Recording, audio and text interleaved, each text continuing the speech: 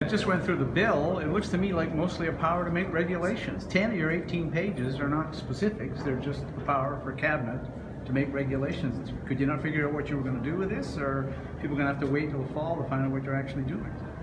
We're really clear about what we're doing. We've done extensive consultations with British Columbians. We are putting in place a limit on pain and suffering awards for minor injuries.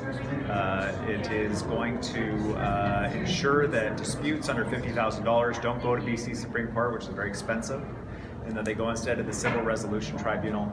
Like many pieces of legislation that government introduces, their regulation-making powers. The intent of these regulation-making powers is to ensure that the statute can stay up to date with respect to costs and changing scenarios that might take place. We recognize that other jurisdictions have changed their caps, for example, over time to reflect increased need to respond to the realities on the ground, whatever it might have been that caused them to change the caps.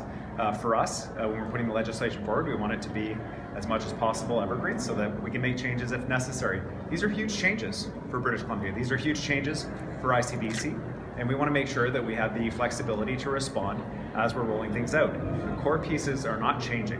The core pieces are to get minor injury disputes out of the BC Supreme Court system. For example, in Alberta, they put in place a definition for minor injuries.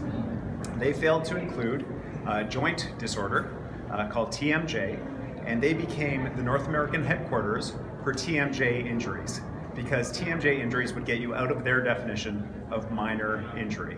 So we need to be able to respond as cases go forward to ensure that our definition stays up to date, that it achieves the goal that we intend, that people who have minor injuries go through a process that reflects that.